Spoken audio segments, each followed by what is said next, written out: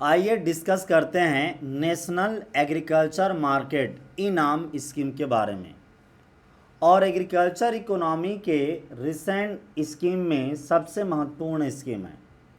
सबसे ज़्यादा agriculture economics में इसी टॉपिक से एग्रीकल्चर करंट अफेयर बनते हैं। तो जान लेते हैं नेशनल एग्रीकल्चर मार्केट यानी देश भर में एग्रीकल्चर मार्केट क्रिएट करना। तो आप जानते हैं एग्रीकल्चर मार्केट के नाम पे मंडी ही मेन है, और देश भर में जो एग्रीकल्चर प्रोड्यूस होता है, राइस होता है, वीट होता है, किसान उसको मंडी में ले जाके बेचते हैं। मंडी को कहा जाता है एग्रीकल्चर प्रोड्यूस मार्केट कमेटी। और एग्रीकल्चर प्रोड्यूस मार्केट कमेटी मंडी हैं, वो काम करते हैं स्टेट गवर्नमेंट के डायरेक्शन से। कारण क्या है? क्योंकि एपीएमसी है वो स्टेट गवर्नमेंट से इसलिए काम करते हैं कि एग्रीकल्चर स्टेट सब्जेक्ट है, यानी एग्रीकल्चर के ऊपर में कानून बनाने का अधिकार स्टेट गवर्नमेंट को है कॉन्स्टिट्यूशन ऑफ इंडिया के आधार पे। कॉन्स्टिट्यूशन ऑफ इंडिया में जो कोई भी एरिया है, सेक्टर है या फील्ड है जिसके ऊपर में कानून बनाना है, उनकी 3 सूचियाँ हैं, 3 list: state list, central list और कॉन्करेंट लिस्ट। सेंट्रल लिस्ट में कानून केवल सेंट्रल गवर्नमेंट बनाएगा, जैसे एक्सटर्नल सिक्योरिटी, आर्मी वाला, सिक्योरिटी वाला। दूसरा है कॉमर्स या ट्रेड। दूसरा आता है किसके अंतर्गत? स्टेट लिस्ट में स्टेट गवर्नमेंट का अधिकार, उसमें आता है फॉरेस्ट, एग्रीकल्चर, वाटर, इन विषयों पे, और यहाँ तक कि इंटरनल सिक्योरिटी, पुलिस, ये सब स्टेट गवर्नमेंट का है। एक आता है कॉन्करेंट लिस्ट।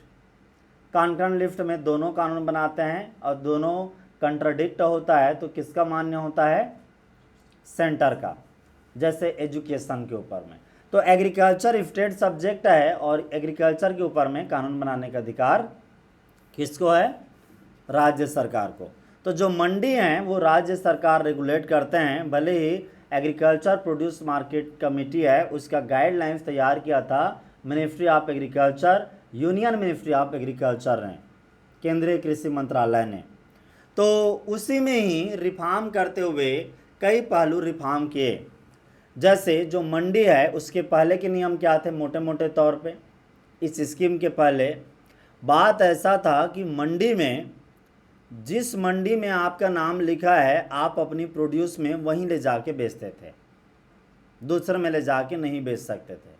मंडी में, प्राइवेट में तो आप कहीं पे बेच सकते थे, क्योंकि 3 किसान कानून के समय में ये अफवाह भी कई लोगों ने डाला था कि किसान कहीं बेच ही नहीं सकता था, जो कि गलत था। वो बेच सकता था कहीं पे, केवल दूसरे मंडी में ले जाके नहीं बेच सकता था। ठीक है। और दूसरी बात ये था कि जो मार्केट मंडी हैं वो दुनिया भर की अलग अलग टाइप के चार्ज लेते थे। मल्टीपल टाइप ऑफ फीस था, चार्जेस बेचने के वहाँ, तो भाई किसान का ही नुकसान होता था और कई तरह की प्रॉब्लम थे। इन सब चीज़ को ख़त्म करने के उद्देश्य ही से ये नाम स्कीम लाया गया।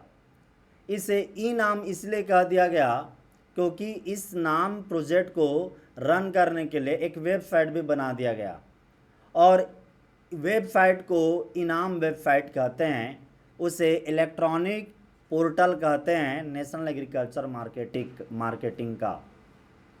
अब इनाम स्कीम का मेन जब किया गया तो मेन क्या था? एक तो कंट्री भर के हर राज्य के अपने अपने जो मंडी थे, सबको इस स्कीम के तहत में कनेक्ट कर दिया गया, और वेबसाइट में सबको बोला गया कि सब लोग जुड़ो। इससे पहला फायदा ये होता है कि किस मंडी में राइस का क्या प्राइस चल रहा है, क्योंकि माना कि central government minimum support price release करता है, किसान उसी मिनिमम सपोर्ट प्राइस में मंडी में अपनी प्रोड्यूस को बेचता है। लेकिन एक बात और होती है कि वो अपनी प्रोड्यूस को बेचता है, तो जो स्टेट गवर्नमेंट के अलग अलग मंडी अलग अलग उसको और प्लस माइनस देते हैं। मतलब राज्य सरकार ने कहा कि मेरे अपने किसानों को मैं कुछ और बोनस दूं, तो जो मिनिमम सपोर्ट प्राइस होता है ना, उसमें वो बोनस जोड़ देते हैं, तो उनको अलग बेनिफिट होता है। तो इसलिए अलग अलग मंडी में प्राइस भी डिफर करता है। सरकार तो एक minimum standard minimum support price जारी कर देता है, लेकिन मिनिमम सपोर्ट प्राइस से भी कुछ और बोनस जोड़ के किसानों को उनके प्रोड्यूस के लिए मिलता है। तो ऐसे में जब ई नाम आया और वेबसाइट बना, तो पहला प्रमोट किया गया सारे भी जो मंडी हैं जहाँ पे किसान प्रोड्यूस बेचता है, तो उसको प्राइस मिलता है सरकारी रेट से, मिनिमम एमएसपी के रूप में मिलेगा ही। और सारे मंडी को रेगुलेटेड मार्केट कहते हैं, क्योंकि वहाँ पे मार्केट का प्राइस एमएसपी के रूप में तय होता है, और बाकी जो सेट ऑफ रूल हैं वो भी गवर्नमेंट डिसाइड करता है। तो जिस मार्केट में प्राइस जो है गवर्नमेंट डिसाइड करती है, उससे रेगुलेटेड मार्केट कहते हैं। अब जैसे गांव में 2-4 घंटे के लिए जो मंडी लगती है सब्जी बाज़ार, वो अनरेगुलेटेड मार्केट है। वहाँ प्राइस प्याज का, टमाटर का वो मार्केट डिसाइड करता है, गवर्नमेंट के कंट्रोल नहीं रहते वो। That is the unregulated market. और उस अनरेगुलेटेड मार्केट के बहुत सारे खामियां होते हैं, कोई किसी की नहीं सुनता, जो उनको लगता है वो बेचते हैं। और रेगुलेटेड मार्केट जो नियम कायदे के दायरे में आते हैं, ठीक है, वो क्या होते हैं, under control of the government होते हैं, उनके गवर्नमेंट के नियमों को पालन करना पड़ता है। तो इनाम स्कीम के तहत जब वेबसाइट बना, तो सारे जो भी देश के मंडी हैं उनको बोला गया कि आप रजिस्टर होइए, और सब रजिस्टर हुए, तो एक तरह से सब जुड़ गए। इस नियम में ये भी बात था स्कीम के तहत में कि जो मल्टीपल टाइप के चार्जेस थे उसको हटा दिया गया, अलग अलग टाइप के फीस थे उसको हटा दिया गया। और ये स्कीम लॉन्च हुआ, कब लॉन्च हुआ, 14 अप्रैल 2015 को इनाम स्कीम लॉन्च हुआ। As a unified national market, पूरा देश भर के लिए ये मार्केट वर्क करेगा। Connecting the existing APMC mandi, जो भी पहले के जो मंडी हैं स्टेट गवर्नमेंट के, सबको एक प्लेटफॉर्म के थ्रू लाना। जैसे ही वो रजिस्टर करते हैं हर मंडी, वहाँ का प्रोडक्ट का प्राइस दिखने लगता है कि यहाँ पे राइस का 1 कुंटल इस भाव से बिक रहा है। और दूसरी बात इसमें यह बात भी था, जब किसान इसमें रजिस्टर्ड होता है प्रोड्यूसर, तो वो अपना, जैसे आप जानते हैं ओला उबेर में आप अकाउंट बनाते हैं, तो होता क्या है, वो आपके आसपास की गाड़ी दिखा देता है ना, क्योंकि वो आपकी लोकेशन पिक कर लेता है। तो बिल्कुल ऐसा बात यह है कि किसान इसमें अपनी जगह रजिस्टर करेगा कि मैं इस जगह का हूँ, इस फलाना जगह का, तो उसके आसपास का जो भी मंडी हैं वो दिखाई देने लगेंगे। और वो जो चीज़ बेचना चाहता है, जैसे वो राइस बेचना चाहता है, तो किस मंडी में क्या प्राइस बिक रहा है 1 कुंटल राइस का, वो दिखाई दे देगा। अब उसको तय करना है कि कोई मंडी पास में है और प्राइस भी ज़्यादा मिल रहा है, तो वहाँ ले जाके बेच सकता है। पहले वाले में एक दिक्कत ये था कि यदि आप जो मंडी वाले हैं उससे झगड़ा हो गया, तो वो फिर आप नहीं बेच सकते थे, कुछ दिक्कत हो गया, अनबन हो गया, तो नहीं बेच सकते थे, क्योंकि आपको बेच तो वहीं सकते थे। अब जब फ्री हो गए तो थोड़ा बेनिफिट क्या था कि आप कहीं भी बेच सकते थे। लेकिन फिर भी अभी भी इसका विरोध करते हैं बहुत लोग। जैसे हरियाणा का मंडी था, तो हरियाणा के मंडी में ऐसा बोला गया कि हमारे यहाँ ओपन है बोले, तो राजस्थान के किसानों ने बोला कि हमारे यहाँ का मेज़ या कोई चीज़ था उसको हम लेके आते हैं, तो फिर विवाद चालू हो गया, हम नहीं लाने देंगे, इस टाइप की बात था। तो होते हैं, लेकिन काफ़ी हद तक ये बेटर एक्टिविटी है, और एपीएमसी मंडी है वो सब कनेक्ट हुए। यहाँ तक कि इस तरह का वेबसाइट मिलेगा, इसी को ही इनाम कहते हैं, राष्ट्रीय कृषि बाजार। और यहाँ केवल अपनी प्रोड्यूस को बेच नहीं सकते, बल्कि अब यहाँ पे खरीद भी हो रही है, अमेजान टाइप का। अमेजान सेलर बेचते हैं अमेजान के प्लेटफॉर्म पे, और कंज्यूमर जो होते हैं आप सब विद्यार्थी खरीदते हैं चीज़ें अमेजान पे। ऐसा ही किसान जो एग्रीकल्चरल टूल्स इम्प्लीमेंट होते हैं ना, वो भी इस प्लेटफॉर्म से खरीद सकते हैं। बीज, फर्टिलाइज़र, इंसेक्टिसाइड वो भी यहाँ पे खरीदने का प्रोविज़न है।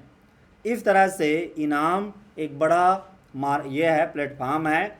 और इनाम स्कीम को रन कौन कर रहा है? तो इनाम स्कीम को रन करने की जिम्मेदारी दी गई है, एक संस्था है, इसका नाम है small farmer agri business consortium. Small farmer agri business consortium एक ऐसे इंस्टीट्यूशन है जिसका मेन काम है welfare of small and marginal farmer. 2 hectare से नीचे के ज़मीन रखने वाले किसान हैं, उनको ही बेटर वेलफेयर करने के लिए, गरीब किसानों के बेटर वेलफेयर के लिए small farmer agri business consortium create किया गया। और इसको ये बड़ी जिम्मेदारी मिली है एग्रीकल्चर मार्केट को रन करने का, नेशनल एग्रीकल्चर मार्केट को रन करने का। इसका मेन उद्देश्य क्या है स्कीम का? तो कि सिंपली ये कह सकते हैं किसान को मल्टीपल मार्केट एक्सेस कराना, आसपास के एक ही मार्केट नहीं बल्कि कई मार्केट को एक्सेस कराना। और बायर को भी, बायर इनहैंस द ट्रांसपेरेंसी, मतलब उसको इसको भी फीस देना है, इसको भी फीस देना है, ये सब नहीं, एक जगह फीस जाना है, एक आदमी से फीस कटेगा। तो ट्रांसपेरेंसी भी, इफ़िशिएंसी इन द ट्रेड, अब लन फन ज़्यादा नहीं है तो आराम से आप उस जगह में चीज़ें बेच सकते हैं। Promote price discovery and a quality assurance, मतलब आपको प्राइस डिस्कवरी मतलब किस मंडी में ज़्यादा प्राइस मिलेगा जहाँ बेचना चाहते हो वो भी पता चल जाता है। तो काफ़ी सहूलियत होता है किसान को अपने राइट जगह में बेचने का। और आप समझ रहे हैं ना कि जब भी आप प्रोड्यूसर हैं किसी भी चीज़ का, तो आप मार्केट ऐसा खोजते हो जहाँ पे आपके प्रोडक्ट का सही दाम मिल सके। This is the base line. अब इसी में आप जानिए नेशनल मार्केट है, नेशनल एग्रीकल्चर मार्केट, ये वन नेशन वन मार्केट पे काम करता है, यानी एग्रीकल्चर प्रोड्यूस का वन नेशन वन मार्केट, पूरा देश भर के लिए एक ही मार्केट ऐसे सामने लगता है। ठीक है, यहाँ आप जानिए इनाम is an electronic trading portal. इनाम क्या है? एक इलेक्ट्रॉनिक ट्रेडिंग पोर्टल यानी वेबसाइट। और यहाँ पे जो भी एग्जिस्टिंग एपीएमसी हैं, मंडी हैं, वो ज्वाइन करते हैं। आप वेबसाइट में जाके देखोगे, डाटा देखोगे तो बहुत सारे यहाँ पे दिखाता है। देखिए आप नीचे में देखेंगे तो गेहूं का मैक्सिमम प्राइस कहाँ तक कहाँ जा रहा है ये दिखाई दे रहा है, राइस का प्राइस कितना जा रहा है वो दिखाई दे रहा है। इस तरह का मैक्सिमम और मिनिमम प्राइस भी नीचे में आते रहता है। ऊपर से कितने एपीएमसी अभी तक जुड़ चुके हैं इसमें वो भी दिखाई देता है। और यूज़फुल जो वेबसाइट हैं उनके भी लिंक होते हैं। अब तो गवर्नमेंट ने यहाँ पे गवर्नमेंट के कई सारे किसानों के लिए यूज़फुल स्कीम जो लॉन्च करते हैं ना, उसको भी यहाँ पे मेंशन मिलता है, क्योंकि किसान इस वेबसाइट में तो विजिट करते ही रहते हैं। तो सरकार उस स्कीम के भी बारे में इस प्लेटफॉर्म के थ्रू बताने का काम करता है। समझ में आ गया कि यहाँ पे क्या है? यहाँ इनाम पोर्टल सिंगल विंडो प्लेटफॉर्म है, provide comprehensive APMC related information and service. जो मैंने आपको बताया कि मंडी के संबंध में जो जानकारी है वो सब भी इस जगह से आपको मिलने लग गए हैं। लगभग 1000 APMC market have been integrated with this eNAM platform. जो मैंने कहा 1000 रेगुलेटेड मार्केट, अभी तक रेगुलेटेड मार्केट की संख्या मेरे हिसाब से 2500 के आसपास है। और गांव के जो सब्जी मंडी होते हैं, टेम्पररी मार्केट होते हैं, वो अनरेगुलेटेड मार्केट हैं। सरकार चाहती है उनको भी रेगुलेट करने की, और इसलिए है क्योंकि जैसे मान के चलो टमाटर का दाम बढ़ गया या प्याज का दाम बढ़ गया, अब सरकार ने कोई कानून बना करके प्याज का दाम कम कर भी दिया कि इससे ज़्यादा में नहीं बेच सकते, तो वो दाम है, वो जो प्राइस है वो कौन फॉलो करेंगे? जो सरकारी है, रेगुलेटेड मार्केट है वो। जो अनरेगुलेटेड मार्केट है वो सुनेंगे ही नहीं, वो प्राइस को फॉलो ही नहीं करेंगे गवर्नमेंट का। तो इससे क्या हो सकता है? फिर किसान को, ये जो पब्लिक है उसको बेनिफिट मिल ही नहीं पाएगा, उनको फिर महंगे में ही बेचना खरीदना पड़ेगा। तो इस तरह से सरकार चाहती है जो नॉन रेगुलेटेड मार्केट हैं, अनरेगुलेटेड मार्केट, उनको रेगुलेट करना भी। और लगभग 1000 मंडी हैं वो जुड़ चुके हैं अभी तक इसमें। लगभग 1.69 करोड़ किसान, 1.55 लाख ट्रेडर इनाम प्लेटफॉर्म से जुड़ चुके हैं। ये एक अपडेट है, ये दोनों बदलते रहते हैं, ये डाटा ईयर वाइज थोड़े बहुत बदलेंगे लेकिन अपडेट होते रहेंगे। तो डाटा अपडेट होते रहेंगे, उस पहलू को समझना। और अभी तक जो पहले हमने समझा है उसको बेस है वो नहीं बदलता। जैसे यहाँ पे आप देखेंगे ये मिनिस्ट्री ऑफ एग्रीकल्चर का स्कीम है और इसको small farmer and agri business consortium चलाता है। वेबसाइट में भी आप जाके देखोगे तो ये आपको दिखाई देगा। इसमें APO, farmer producer organization, can also trade their produce through the APO trading module on eNAM. So far 1844 APO have joined the eNAM platform.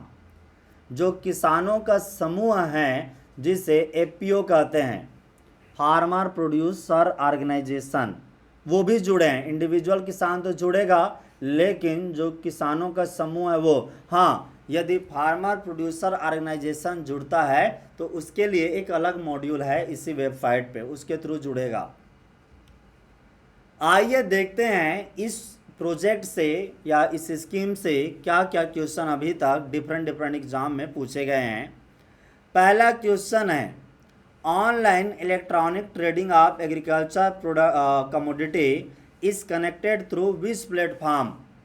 तो यहाँ पे इनाम, PKVY, प्रधानमंत्री फसल बीमा योजना, ISSS, RWBCI यानी revised weather based crop insurance scheme. तो आंसर क्या है इसका?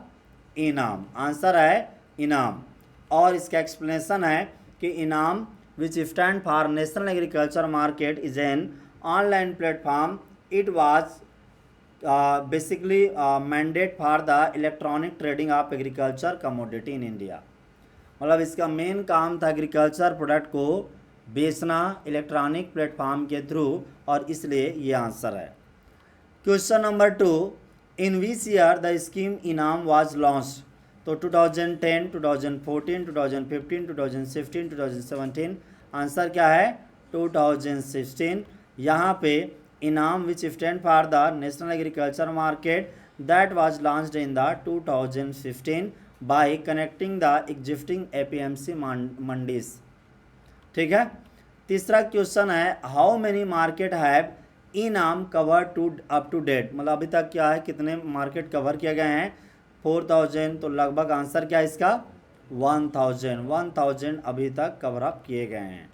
You can see the update. तो कभी कभी इस तरह के भी क्वेश्चन पूछे जाते हैं।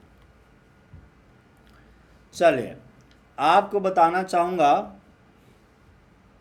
कोई क्वेश्चन है यहाँ पे तो आप पूछ सकते हैं।